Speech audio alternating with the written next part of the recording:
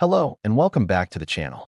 Today, we're diving into a major international story unfolding in West Africa, where Burkina Faso's government has taken a firm and controversial stand against the United Nations. This situation is escalating quickly and brings up some really important questions about national sovereignty, international oversight, and the truth behind human rights reporting. So, what exactly is happening? The government of Burkina Faso has expelled a senior UN official, specifically the UN's resident coordinator, from the country. This isn't a decision made lightly. It's a direct response to a UN report concerning the rights of children in the nation. According to officials in Ouagadougou, the capital, this report contains what they describe as false and damaging information. They feel it paints a completely inaccurate picture of their efforts and the reality on the ground. This move is incredibly significant. It's essentially Burkina Faso telling the United Nations, and by extension the world, we will not accept what we see as unfair or false accusations. The government is defending its actions as a necessary step to protect its national integrity and reputation. They argue that the UN envoy was declared persona non grata because the report could discredit the country and discourage international partners at a time when they need support the most.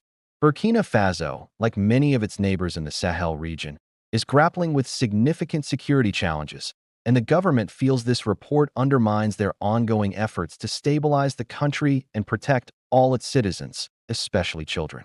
This decision has ignited a firestorm of debate. On one side, you have the principle of national sovereignty.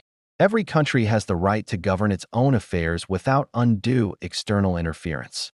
Burkina Faso's government is asserting this right, claiming that the UN has overstepped its bounds with a poorly researched and biased report.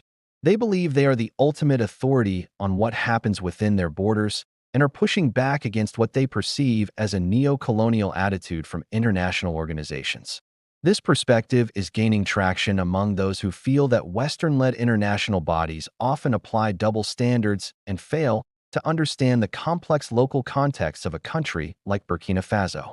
On the other hand, there's the crucial role of the United Nations in global governance and human rights monitoring.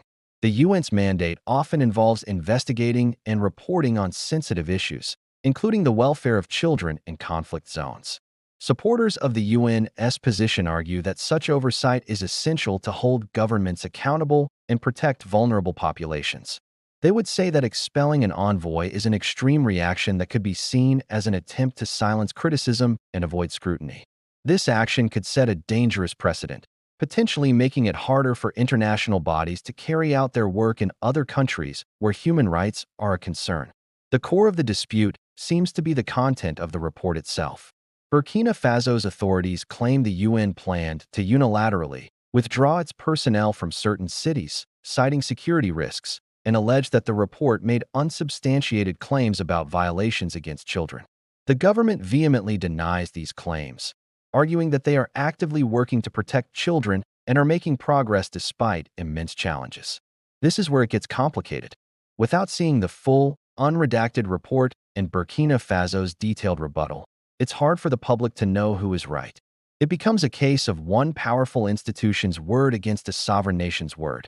What are the potential consequences of this showdown? First, it could strain the relationship between Burkina Faso and the UN, potentially affecting humanitarian aid and development programs that are vital for the population. International donors and partner countries will be watching closely, and this could influence their future engagement. Second, it raises broader questions for the entire international community. How can the UN effectively monitor human rights if its representatives can be expelled for reports that governments find unfavorable? Conversely, how can sovereign nations ensure they are treated fairly and that reports about them are accurate and balanced? This incident is a test case for the delicate balance between international accountability and national sovereignty. As this story continues to develop, we'll be keeping a close eye on the reactions from the UN headquarters in New York and from other regional and international players. The well-being of children in Burkina Faso is at the heart of this issue, and it's crucial that the focus remains on ensuring their safety and rights are protected, regardless of the political fallout. What are your thoughts on this?